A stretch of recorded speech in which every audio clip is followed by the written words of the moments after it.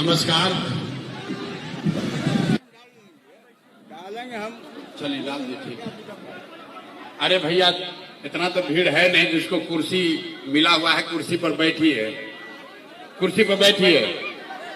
आप सभी साथियों का कल जुतिया है, फिर भी आप लोग समय निकाल कर, खासकर महिलाएं जो यहाँ आई हैं, आपका धन्यवाद कर रहे हैं। सबको आई ठीक बात। तो हम भोजपुरी में बोली कि हिंदी में बोली? भोजपुरी में। हमरे नाम है प्रशांत किशोर, और भैया हम कोनो नेता ना है, सब आदमी रवा सब आइल बनी जा, आज इस समझ के जुटल बनी जा कि कोनो नया दल बनल बा बिहार में, जन सुराज। ओकर नेताजी अहन प्रशांत किशोर कहियन कि सब आदमी मिल के जन सुराज के अब चली जिताई जा, स्कूल के बस्ता छाप पर वोट दी जा। तो जन सुराज जब जीत के आई तो अज्ञाओं के, भोजपुर के, शाहाबाद के, बिहार के विकास करी और काम होई। तो भैया हम कोई के काम वाम ना करी, कोई का मदद नहीं करते हैं, नाली गली नहीं बनवाते हैं, राशन कार्ड भी नहीं दिलवाते हैं। ये मछली बांटने का अभियान नहीं है, आपका कोई मदद भी नहीं करेंगे और आपसे वोट भी नहीं मांगेंगे। वोट नहीं मांगते हैं रे भाई, वोट काहे ना मांगी? तो भैया वोट मांगे वाला तो हर एक दो बरिस पर हुआ, यहाँ कोई ना कोई आवते बा। जे आई लिए कहलस कि हमरा के वोट दे दो, हम अब कह लिया आई तो तार सब काम हो जाए। यह सुन सुन के आदमी जीवन भर से वोट दे ले जाता। पहले 40-45 बरिस तक आदमी कांग्रेस के राज बनैलस, फिर 15 बरस गरीब के बेटा लालू जी के राजा रउआ बनैनी। अभी 20 बरिस से नीतीश बाबू कुर्सी पर बैठल बड़न। दिल्ली में लोग मोदी जी के भी जिता के देख लेलस, बिहार में, अगियाओं में, रोहतास में, भोजपुर, शाहाबाद में लोग के जिंदगी ना सुधरल। तब आइल बड़ा नहीं कोनो प्रशांत किशोर, रउआ हमार बात सुनो, हमरा पर भरोसा करके हमरा के वोट दे। तो एकर का गारंटी बा भैया की जीतला के बाद हम धोखा ना करब? वोट से पहले तो सब बढ़िया बतियावेला, वोट लेला के बाद कोई पूछे वाला नहीं थे। तो यही से हम वोट मांगबे ना करब। लेकिन अभी 15 मिनट में रउआ के एगो रास्ता बता के जाई, वो रास्ता रउआ सीख ली, तो फिर जेकरा के बुझाए ओकरा के वोट दे दी। वोट जिसको मन है उसको दीजिए, लेकिन जो रास्ता अभी बताएंगे वैसे वोट दीजिएगा। तो और कुछ हो या न हो, आपके लिए और आपके बच्चों के लिए इसी बिहार में, शाहाबाद, भोजपुर, रोहतास में बढ़िया रोजगार और पढ़ाई की व्यवस्था निश्चित तौर पर हो जाएगी। और अगर ना होके तब मुखिया जी के, विधायक जी के, सांसद के, मंत्री के नईखे खोजे के, अपन बेटा, अपन भाई प्रशांत किशोर के गर्दन रउआ पकड़ ले।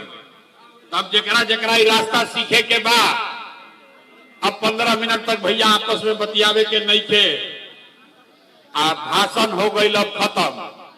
अब 15 मिनट पढ़े और सीखे के टाइम हो गई शुरू। अब अगला 15 मिनट में रउआ से हम 3 गो सवाल पूछो, रउआ के अपना हाथ उठा के हाँ या ना खाली बोले के बाद अब 15 मिनट में ऐजा जितना आदमी आइल बारन सब के अपना आंख के सामने दिखी कि राउर गरीबी के, बदहाली के, बिहार में परेशानी के कारण का बा, एकरा से निकले के रास्ता उपाय का बा। जे जे जवाब दी ओकरा अपन हाथ उठावे के बाद, जवाब देते समय हाथ उठावे के बाद, अभी ना जब सवाल पूछो हाथ काहे उठावे के बाद? ए भाई हथवे में सब दम बा, यही हाथ से जेकर बटन रउआ दबा दे ओइजे से राजा पैदा हो जाइए। तभी हमने के 15 मिनट में खाली सीखल जाई कि अपना हाथ से कैसे बटन दबो कि लइकन के रोजगार, पढ़ाई हो जाओ। बात रउआ सुन ले, सीख ले, ठीक लागी तो जन सुराज से जुड़ब, और ना ठीक लागी तो जकरा झंडा उठा के घूमत नहीं होकर घूमत रही। सारे लोग एक बार जरा सोच के अब बताएंगे कि आपके गांव पंचायत में और कुछ हो या न हो, आपके लिए और आपके बच्चों के लिए बढ़िया पढ़ाई और रोजगार की व्यवस्था होके के चाहिए कि ना होके के चाहिए? हथवा तो सबके उठावे के पड़ी, जे खड़ा बा ओकरो उठावे के पड़ी। भाई जोर से बोला, होके के चाहिए कि ना? होना चाहिए, होना चाहिए। ए भाई पढ़ाई रोजगार होके के चाहिए। भाई ये तुम्हारा माइक नहीं चल रहा है। हम रेवा के ना सिखैनी, एजा के आदमी देखी कितना समझदार बाड़न साहबाद के। हम आपको नहीं सिखाए। आप चाहे पढ़े लिखे हैं या अनपढ़, हिंदू हैं या मुसलमान, आप अगड़े हैं या पिछड़े, महिला है या पुरुष, अमीर है या गरीब, युवा है या बुजुर्ग, सब आदमी कहल है कि ना भैया और कुछ होके चाहे ना रोजगार और पढ़ाई तो हो कहीं के चाहे। अतना बात तो सबके पहले ही से बुझाता रे भाई। कौनो प्रशांत किशोर के, कौनो नेता के जरूरत नहीं थे। आपको मालूम है अगर आपके लिए, आपके बच्चों के लिए पढ़ाई रोजगार हो जाए तो कोई मुखिया बने, कोई विधायक बने, लालू बनस, नीतीश बने, मोदी बने, प्रशांत किशोर बने, अगर आपके लिए रोजगार पढ़ाई हो जाए, आपके बच्चे के लिए रोजगार पढ़ाई हो जाए तो आपका जीवन सुधर जाएगा। तो अब देखिए आपको दिखाते हैं राउर बदहाली बर्बादी के कारण सब आदमी तनी एक बार अपन अपन लइकन के चेहरा याद कर ली जा। सब आदमी अपने अपने बच्चों का चेहरा याद कीजिए और अपने बच्चों के नाम पर एक बार ईमानदारी से तनी बताई जा कि आप में से किसने जीवन में एक बार भी अपना बच्चा के लिए, अपना बच्चा के पढ़ाई रोजगार के लिए वोट दिया है। देखी दशा अपन अज्ञाओं के जनता के, चुप जैसे बुझाता कि बिजली के करंट मार देलो।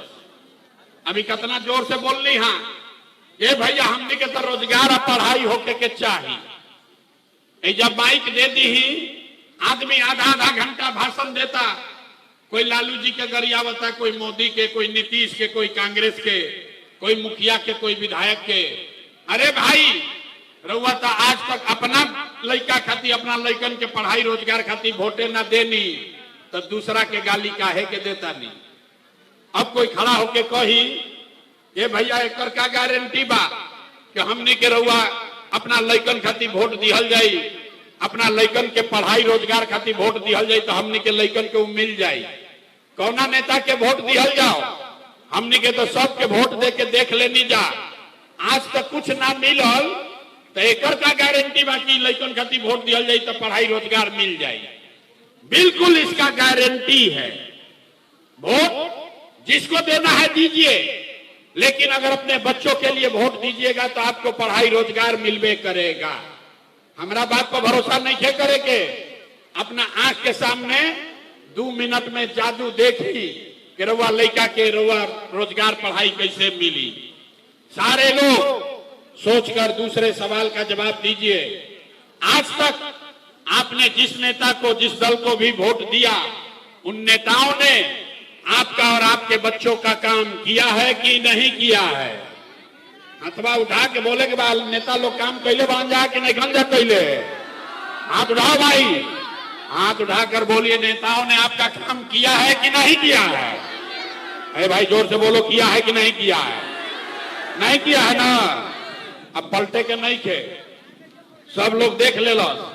ऐसा गांव जवार के आदमी जुटल बा, पानी में भीगता नहीं, कहता नहीं कि भैया आज तक जकरा के वोट देनी हमार काम ना कैल, तब हम रउआ के जादू दिखावता नहीं, गिनवावे शुरू करो।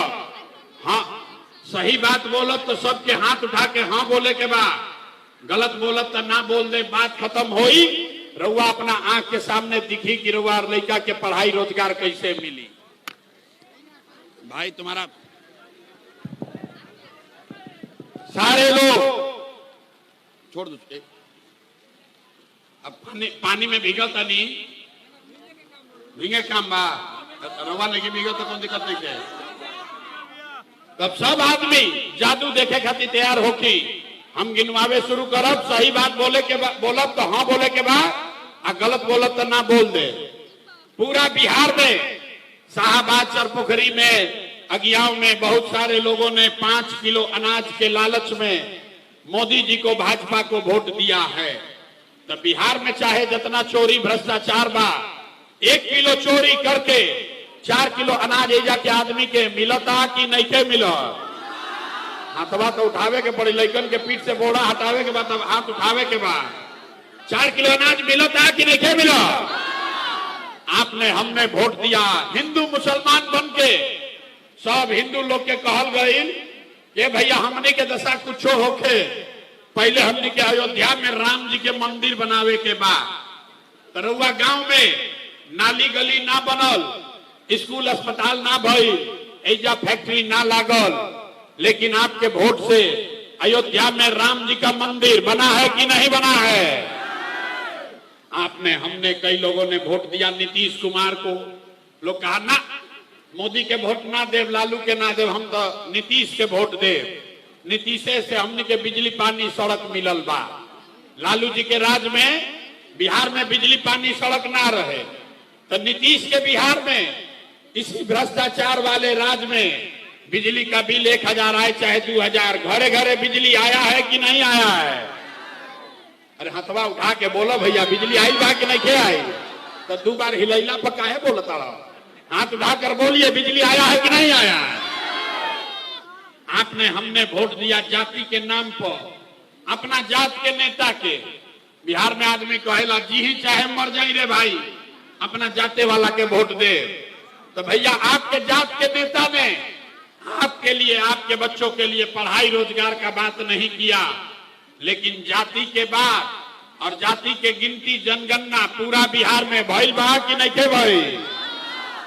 आपने हमने वोट दिया, कई लोगों ने सिलेंडर के लालच में मोदी जी के लोग कहल कि अब सिलेंडरे पर खाना बनावल जाए, तो भैया सिलेंडर के दाम 1000 हो कि 1200, घरे घरे सिलेंडर बटाई बा कि नहीं के बटाई? आपने हमने आरा में, शाहबाद में लोगों ने वोट दिया एनडीए भाजपा को, मोदी का भाषण सुन के कि मोदी जी गुजरात में बड़ा विकास करत रह। तो भैया मोदी गुजरात में तो विकास करत रह, पूरा देश के पैसा ले जाके मोदी गुजरात के गांव गांव में फैक्ट्री लगावत रह, आ पूरा बिहार से शाहबाद आरा अगियाओं से राउर हमार लइका गुजरात में जाके लोग नौकरी मजदूरी करता जा कि नहीं खंजा करो? ए भाई तो कौना बात पर वोटवा देनी है कि नाम मिलल? आपने कहा अपने बच्चों के नाम पर ये भैया जीवन में अपना लइकन के पढ़ाई रोजगार खातिर वोट ना देनी, ये जादू तो दिखावे आइल बानी। वोट वोट ना मांगी, ये बात बताओ ता नहीं भैया बोइबा बबूल ता आम कहां से खाई? वोट दे 5 किलो अनाज खाती तो रोजगार कहां से मिली? वोट दे हिंदू मुसलमान बन के तो लइकन के पढ़ाई कैसे होई? वोट दोगे जाति के नाम पर तो फिर आपके लिए रोजगार कहां से होगा? आपने 5 किलो अनाज के लिए वोट दिया, 4 किलो अनाज मिले लागल। रउआ मंदिर खाती वोट देनी, अयोध्या में मंदिर बन गई। बिजली खाती वोट देनी, अगियाओं के घरे घर बिजली आ गई। आपने सिलेंडर के लिए वोट दिया, घरे घर सिलेंडर बटा गई। आपने जाति के लिए वोट दिया, जात के चर्चा गिनती घर घर हो गई।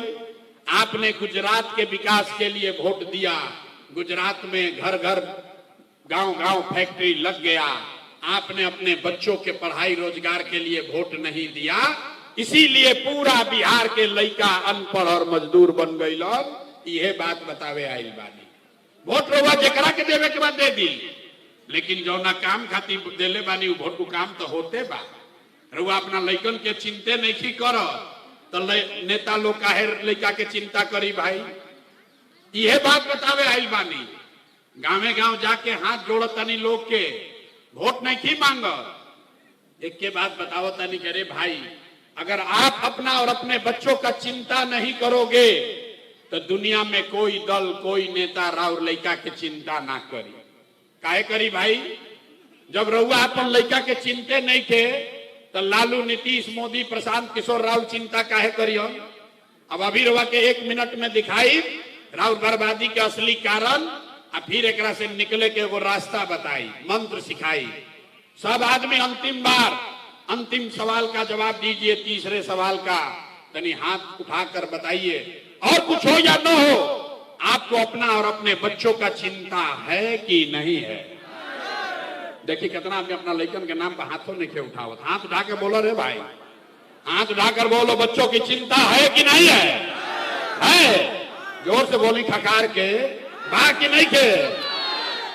सब के सब आदमी झूठ बोला था, सारा समाज झूठ बोल रहा। कौनो नेता के दम नहीं थे कि आके कह दे रहुआ मुंह पर गांव में कि सब आदमी झूठ बोल रहा। हम भरी सभा में कह रहे हैं जितना आदमी आया है सबका सब झूठ बोल रहा। आपने कहा कि भैया हमने क्या अपन अपन लड़कन के चिंता बा। मेरे भाई हम 2 बरिस अपन घर परिवार छोड़ के गांव गांव पैदल गई नहीं, बिहार के 5000 गांव में पैदल गए। आज आपके चरपोखरी बाजार में गाड़ी से आए हैं, रास्ता में अगर 100 गो बच्चा मिला है, 100 गो बच्चा अगर आपके इलाके का मिला, आधा से ज्यादा राउर लइकन के शरीर पर शुद्ध कपड़ा नहीं थे। कौनो गांव में रवा चली, देखिए अन्य मुड़ी हिलावता, कौनो गांव में चली भोजपुर रोहतास के ज्यादातर गांव में आधा से ज्यादा छोट लइकन के पैर में, बूढ़ महिला के पैर में हवाई चप्पल भी नहीं थे। लोग से पूछा था नहीं, भाई कि काहे अपना लड़का के हाल कैले वाला, कम से कम एगो चप्पल काहे नहीं खरीद। लोग कहता है भैया इतना गरीबी बा, का करी, इतना बदहाल बानी, कहां से कपड़ा खरीदी, कैसे पढ़ाई लड़का के, कैसे आगे बढ़ाई। तो मेरे भाई जिन नेताओं ने आपका और आपके बच्चों का ये हाल कर दिया कि आपके बच्चे के शरीर पर कपड़ा नहीं, पैर में चप्पल नहीं, खाने के लिए बढ़िया भरपेट भोजन नहीं, आपका बच्चा बीमार पड़ता है तो दवा डॉक्टर अस्पताल नहीं, वह नेताजी 2 महीना के बाद यहां वोट मांगे तो जितना आदमी यहां जुटा है, जितना आदमी हाथ उठाइले रहा, ज्यादातर आदमी जाति के नाम पर हिंदू मुसलमान बन के 500 रुपया के लालच में मुर्गा भात खा के 2 गो पाउच पी के लालू के डर से मोदी या मोदी के डर से लालू के नारा लगा के अपने ही हाथ से बटन दबाकर उस नेता को राजा बनाओगे। और यहां कहता है कि बच्चा के लिए बड़ा चिंता है। अरे अपना बच्चा के नाम पर झूठ बोलता नहीं तो रउआ ना भोग, राउर लइका ना भोगी तो के भोगी। हम मीठा बात ना बोली, बिहार के आदमी के भैया सुधर ही के नहीं थे। 5 बरिस से जो आदमी नरक के जिंदगी जियत आ फिर वोट आई तो वह गलती दोहराई। हम गांव में चली रहा, पूछी भैया वोट केकरा के देले रहो, कहता है मोदी जी को। पूछे काहे, बोला मोदी जी का सीना है 56 इंच का। सुनी बिहार के लोग के दुर्दशा के कहानी। पूछनी कि भाई मोदी के वोट काहे देला होगा, कहता मोदी के सीना बा 56 इंच के। पूछनी कि एकरा से का होई, बोला सब मोदी जी सब मियाँ जी लोग के मार के भगा दी हम, पाकिस्तान के 6 गो टुकड़ा कर दी हम, यही से वोट देले बानी। अरे मेरे भाई ऐजा चरपोखरी के गांव में बैठ के, ऐजा भोजपुर रोहतास के गांव में बैठ के रउआ इस समझ में आवता, रउआ लौकता कि मोदी के सीना 50 इंच बा कि 56 इंच, लेकिन आपन लइकन के पूरा बिहार भर के लइकन के खैला बगैर सीना सिकुड़ा के 15 इंच भइल बा। ये आदमी के नहीं थे लौकत आ कहता कि सुधारे नहीं थे। कैसे सुधार हो रे भाई, न सुधार हो सके। जब रउआ अपन लड़का के सीना सिकुड़ाइल बा लौकते नहीं के तो सुधार कैसे हो। लड़का के चिंता का होला, अगर समझे के बात एक बार लालू जी के देख के सीखी जा। लालू जी के लड़का 9वां पास ना कैलन, लेकिन लालू जी के चिंता बा कि हमार लड़का बिहार के राजा बनो। हम ये बात कहता नहीं तो कितना आदमी खिसिया जाता, अरे लालू जी के शिकायत करता रहो। अरे ना रे भाई, हम तो लालू जी के तारीफ करता नहीं। लालू जी देखी कितना अच्छा बाप बाड़न, लड़का 9वां नहीं थे पास कैले, लेकिन चाहता कि हमार लड़का बिहार के राजा बनो। और वह अपन दशा देखी, राउर लड़का मैट्रिक पास कर लेलस, IAA BA कर लिया, उसको चपरासी का भी नौकरी नहीं मिला, लेकिन रउआ होकर कोनो चिंता नहीं थे। रउआ तो एकदम जात के झंडा उठा के मताइल बानी।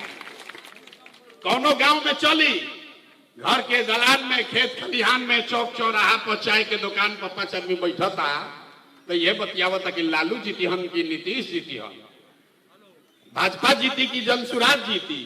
अरे अपना कभी 1 मिनट निकाली भी तो सोची कि हमार लड़का कब जीती। जब रउआ लड़का चिंते नहीं करत तो नेता लोग मस्त बा। सब आदमी हमरा कहता कि भैया एजा बड़ा जात पात बा, यही से नहीं के सुधरत। सब नेता लोग जात के राजनीति करता। हम रउआ के मन से कहता नहीं, हम देश में बहुत नेता लोग के साथ काम कैले बानी। बिहार में कोई नेता जात का राजनीति नहीं करता है। रउआ बुझाता हम पूछब के जात के राजनीति करता, कोई खड़ा होके कही ना लालू जी जात के राजनीति करेला। हम आपको कह रहे हैं लालू जी जात के राजनीति करबे नहीं करते। लालू अगर जात के राजनीति करते तो ई न कहतन कि भैया यादव समाज के जो सबसे काबिल लड़का बा वो बिहार के राजा बनी, आ सब यादव जी भाई लोग आप लोग हमको वोट दीजिए। लालू जी बात कहां कहेला। लालू जी ये कह रहे हैं कि हमारा लड़का राजा बनेगा और सब यादव जी लोग आप लोग हमको वोट दीजिए। कि जात के राजनीति कहां भइल भैया। लालू जी तो अपन राजनीति करता, अपन लड़का के राजनीति करता। जात में रउआ अजुराइल बानी। लालू जी अकेले नहीं खन, कोई पंडित के नेता बा, कोई कुशवाहा के, कोई पासवान के, कोई मुसहर के, कोई कुशवाहा के, कोई पिछड़ा के। जे जौना दल जात के नेता बा तो बतियावता जात के बात, लेकिन नेतागिरी करता आपन और अपन लड़कन के। जात में रउआ और हम अजुराइल बानी जा। कोई जात का राजनीति नहीं कर रहा। इसीलिए आपको एक रास्ता अभी बताएंगे, उसको सीख लीजिए और फिर जकरा के मन होके ओकरा के जाके वोट दे दी। दिवाली छठ के बाद राउर जीवन राउर दशा सुधरी। अगली बार जब वोट देने जाइए जिसको बुझाए उसको वोट दीजिए, लेकिन वोट देते समय एगो बात याद रखे के बाद, जिन नेताओं ने बिहार को लूटा है, जिन नेताओं ने आपके बच्चों को अनपढ़ मजदूर बनाया है, जिन नेताओं ने आपके पेट पर लात मारा है, वो नेता चाहे आपके जाति का हो या धर्म का, दल का हो या गांव का, ओकरा के वोट नहीं देना है। अब देखिए इतना आदमी जे जुटल बात तनी ताली नहीं क्या बजाएगा। देखी केकरा बुझाता तनी हाथ उठाई जाए। जे सहमत हो गए तनी हाथ उठाओ भैया। हाथ उठाकर बोलिए, जिन नेताओं ने बिहार को लूटा है उसको वोट देना है कि नहीं देना है। जोर से बोलिए, देना है कि नहीं देना है। रउआ जात के हो हम देव कि ना दे, ना दे। जोर से बोले कि हथवा उठा के। रउआ जात का नेता होगा, वोट दीजिएगा कि नहीं दीजिएगा। हिंदू मुसलमान करेगा, दीजिएगा कि नहीं दीजिएगा। अल्लाह के चुनाव के समय 1000-2000 दी हम वोट दियाई कि ना दियाई, ना दियाई। हम तो जानते रहे कि अभी ये जाके आदमी समझदार बाड़ा नहीं, जाके आदमी ना सुधरी। अरे भाई नेताजी 1000-2000 दी हम तो पैसा लेवे के बाद, काहे लेवे के बाद समझ लो। सुधार जब होई ओकर सुधार के शुरुआत एजे से होई। रउआ बताई 5 बरिस राशन कार्ड बनावे में आपसे नेताओं ने घूस लिया है कि नहीं लिया है। हाथ उठा के बोले के बाद राशन कार्ड में पैसा लागल बा कि नहीं के लागल। जाति प्रमाण पत्र बनाने में पैसा लिया है कि नहीं लिया है। थाना में पुलिस वाला घूस लेता है कि नहीं लेता है। ब्लॉक में सीओ बीडीओ जमीन के दाखिल खारिज में लूटो तो अंजा कि नहीं खंजा लूटो। बिजली के बिल ज्यादा आवता कि नहीं क्या आवत। चरपोखरी में, भोजपुर रोहतास के हर गांव में शराब 100 रुपया के शराब 200 रुपया में, 300 रुपया में बेचा था कि नहीं क्या बेचा। बालू के माफिया लोग बालू के धंधा करता जा कि नहीं धंधे करो होता ना।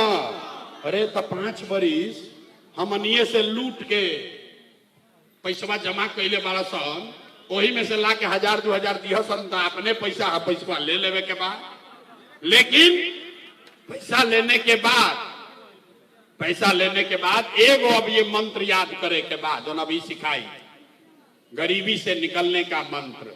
अगली बार जब वोट देने जाइए जीवन में एक संकल्प लीजिए, एक बार जीवन में संकल्प लीजिए, अगली बार वोट किसी नेता के लिए नहीं, किसी दल के लिए नहीं, अपने जात के लिए नहीं, हिंदू मुसलमान के लिए नहीं, नाली गली के लिए नहीं, 5 किलो अनाज के लिए नहीं, मंदिर मस्जिद के लिए नहीं, लालू नीतीश मोदी प्रशांत किशोर के लिए नहीं। जीवन में एक बार वोट सब आदमी के संकल्प लेने के बाद जीवन में एक बार वोट अपने अपने बच्चों के लिए देना है, अपने बच्चों के पढ़ाई और रोजगार के लिए देना है। ताली बजावे से जान ना बची। पहले ही कहले बानी हाथ उठावो जा भाई, जुतिया पानी का आज पहले हाथ उठा के आज संकल्प लेवे के बाद अगली बार वोट अपने बच्चों के लिए देना है कि नहीं देना है? पूरा जोर से बोलिए, देना है कि नहीं देना है? देवे के बाद झूठ नहीं ना बोलो। आधा हाथ नीचे करी, आधा आदमी जो बहरिया तो कही बे बच्चा के वोट देवे से का हुई, का कहलन बुझेबे ना कोई। बच्चा के वोट देवे से हमरा का फायदा हुई? अभी रोवा जादू देखी का फायदा हुई? 2 मिनट में देख लीजिए। आपने मोदी का चेहरा देखकर वोट दिया तो चाय बेचे वाला मोदी देश के राजा हो गईलन। आपने लालू जी का चेहरा देखकर वोट दिया तो भैंस चरावे वाला लालू जी 30 वर्ष से बिहार के राजा बाड़न। आपने नीतीश जी का चेहरा देखकर वोट दिया तो वैद का लड़का नीतीश कुमार 20 वर्ष से बिहार पर शासन कर रहे हैं। एक बार अपना बेटा, अपना भाई प्रशांत किशोर का बात मानिए, एक बार जीवन में वोट अपना बच्चा का चेहरा देखकर दीजिए। आपके वोट में इतना ताकत है, आपका बच्चा भी बेरोजगार नहीं रहेगा। अब अगर बुझा गई तो फिर से हाथ उठाई जा। अजय खड़ा बाबू हाथ नहीं क्या उठाओ, हाथ उठाओ भैया, हाथ उठाइए और मुट्ठी बांधिए। मुट्ठी बांधकर संकल्प लीजिए, अगली बार वोट अपने बच्चों के लिए देना है कि नहीं देना है? देना है। सब लोग तैयार बा? झूठ नहीं ना बोला। अभी जांच हो, अभी परीक्षा हुई, हाथ नीचे करी। अपना बच्चा खातिर वोट दे ये बताई। अगर आपने अपने बच्चों के लिए वोट दिया तो इस बार, अब ताली बजावे के समय आवता, इस बार जब दिवाली और छठ मनेगा, अब की हाली जब रुआ दिवाली और छठ मनाई तो आपके जीवन के गरीबी का, बदहाली का, बिहार के बदहाली का ये अंतिम दिवाली और छठ होने जा रहा है। काहे ऐसा का हुई छठ के बाद? अगर आपने अपने बच्चों के लिए वोट दिया तो छठ के बाद जन सुराज के, जनता के राज बनल। देकर पहला संकल्प बा, नाली गली बनो चाहे मत बनो, स्कूल अस्पताल जब सुधरी तब सुधरी, लेकिन साल भर के अंदर जितना रात के घर का सवांग गया है बाहर मजदूरी करने, जो बच्चे यहाँ पढ़ लिख कर बेरोजगार बैठे हैं, उसको नौकरी मिले या ना मिले, लेकिन सभी के लिए कम से कम 10 से 12 हजार रुपया के रोजी रोजगार की व्यवस्था यहीं पर बिहार में करके दे दिया जाएगा। होके के चाहिए, ताली नहीं क्या बजावे के, हाथ उठा के बोले के बा होके के चाहिए। इतना बात बुझाता कि 10-12 हजार के रोजी रोजगार सबके हो जाए तो गरीबी कम होई कि ना होई, ये बुझाता। तो प्रशांत किशोर के बेटा के तिलक ना हो, अगर ये बात बुझाता तो घरे जाए के बा और अपना गौवा में लोग के बतावे के बा, ये बचवा आपकी हाली जब दिवाली और छठ में घरे आइबो, ये बचवा आपकी हाली दिवाली और छठ में जब घरे आइबो जा तो फिर 10-12 हजार रुपया के रोजी रोजगार खाती जीवन में कभी अपना परिवार, गांव, बिहार छोड़कर बाहर नहीं जाना होगा। सब लोग तैयार बा? सबे तैयार बा? एक दूसर संकल्प, जेकर उम्र हो गई 60 वर्ष से ज्यादा, अब उनका से मजदूरियों ना होई, अब वो पढ़ियो ना सकस ना मजदूरी होई। नीतीश कुमार 20 वर्ष से राउर वोट लेता ना 400 रुपया देता भीख। तब तय भाई कि अगर आपने अपने लिए, अपने बच्चों के लिए वोट दिया, जनता का राज बना, तो छठ के 1 महीना बाद से जिसका उम्र 60 वर्ष से ज्यादा है तो 400 रुपया के भीख ना, 1100 रुपया पेंशन ना, हर महीना 2000 रुपया का सम्मान राशि जरूर दिया जाएगा। 1100 हो गई ना, 400 से बढ़ के 1100 भइल बा ना, अब 2 महीना के बाद बढ़ के 2000 होई। याद रखी, अंतिम संकल्प, जेकर लड़का 15 वर्ष से कम उम्र के बाद, नाती पोता, आज गरीब का लड़का जाता है पढ़ने स्कूल में, तो स्कूल में लड़का पढ़त नहीं के, खिचड़ी खैलस घरे चल आए। तो तय भाई कि अगर आपने अपने बच्चों के पढ़ाई रोजगार के लिए वोट दिया तो छठ के बाद जब तक रहुआ गांव में सरकारी विद्यालय ना सुधरी, आप अपने बच्चे को प्राइवेट अंग्रेजी स्कूल में भेजिए। स्कूल भेजने का खर्चा और फीस सरकार की ओर से दिया जाएगा, ताकि गरीब से गरीब का बच्चा भी अंग्रेजी स्कूल में पढ़ सके। ओके के चाहिए?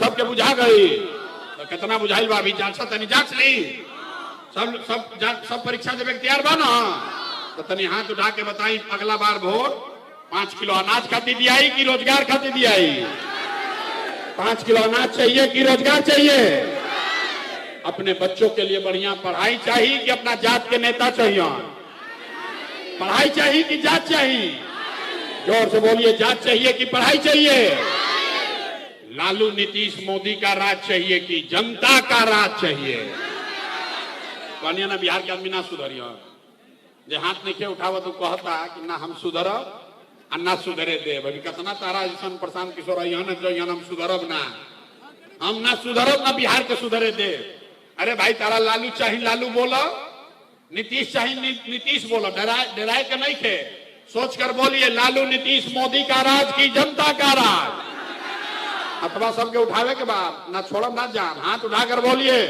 लालू नीतीश मोदी का राज की जनता का राज सब लोग सोच के बोल ले बा झूठ नहीं ना बोला अभी जांच लेता नहीं अब 2 महीना के बाद वोट होई अगर जनता के राज चाहिए तो नीतीश कुमार रहियन की जाइए जोर से बोलो नीतीश कुमार रहेंगे कि जाएंगे नीतीश रहियन की जाइए नीतीश को रखना है कि हटाना है रखना है कि हटाना है हम मोदी आई हम कहियन कि सब लोग नीतीश के एनडीए के वोट दे दो जाता दिया जाये काहे ना दिया हमरा सभा में आए तो कह दिया ना दिया काले मोदी आई हम तो फिर जय श्री राम मोदी मोदी करके जाके वोटवा दे दोगे वहीं पर अभी ऐसे तय कर लिहल जाओ कि मोदी के वोट देवे के बाकी नहीं खे देवे के मिल के तय कर लिहल जाओ नहीं खे देवे के रुको भाई दूध के दूध पानी के पानी हो जाए एगो सवाल पूछब सबके आंख खुल जाए बढ़िया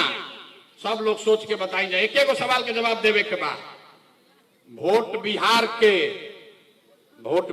के तो फैक्ट्री कहां लागे के चाहिए बिहार में कि गुजरात में सबके बोले के बारे भाई वोट बिहार का तो फैक्ट्री कहां लगना चाहिए बिहार में कि गुजरात में सबके बोले के बाद मुंह खोल के बिहार में कि गुजरात में बिहार में कि गुजरात में बिहार में कि गुजरात में ठीक है इतना बुझाता ना अब सब लोग जितना चालाक आदमी बैठल बड़ा जाए अब सोच के बतावा जा रहे भाई अपना अपना लड़कन के नाम पर पिछला 15 साल में मोदी ने फैक्ट्री कहां लगाया बिहार में कि गुजरात में अब जे मोदी के वोट दिले भाई चुप अब बोली तो क्या बोली ए भाई जल्दी बोलो 15 वर्ष में मोदी ने फैक्ट्री कहां लगाया बिहार में कि गुजरात में बिहार में कि गुजरात में मुंह में माटी मत लो जा मोदी भक्त लोग हाथ उठा के बोलो बिहार में कि गुजरात में मोदी ने फैक्ट्री कहां लगाया बिहार में कि गुजरात में नहीं मंजूर है कि वोट लोगे बिहार में या फैक्ट्री लगाओगे गुजरात में मंजूर है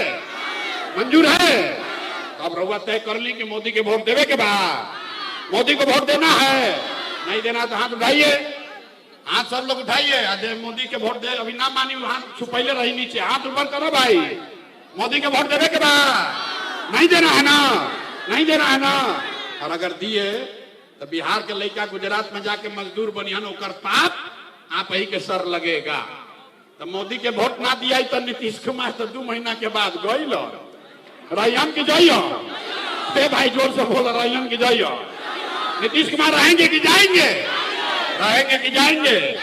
2 महीना के बाद नीतीश कुमार गए जोर से बोलिए गए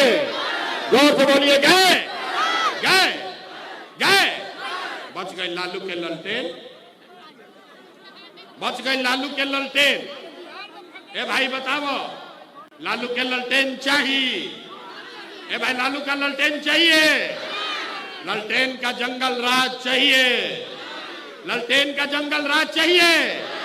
फिर से अपहरण रंगदारी चाहिए फिर से लूटमार चाहिए तो ललटेन के जलावे के बाद कि बुझावे के बाद हाथ उठाकर बोलिए ललटेन को जलाना है कि बुझाना है जोर से बोलिए ललटेन जलना चाहिए कि बुझना चाहिए ललटेन के जलावे के बाद कि बुझावे के बाद जे लालू जी के वोट दिले बा चुप लगाई बा कोई देख मत ले भाई कोई देख मत ले कि अब हम क्या करी अरे भाई जल्दी बोलो ललटेन वाला राज चाहिए तो बोलो ललटेन का जंगल राज चाहिए फिर से लूट मार चाहिए तो ललटेन को जलाना है कि बुताना है? बुताना है ना, तय हो गई। तो लालू नीतीश मोदी तीनों चल गए तो के बचल? के बचल? कौन बचा?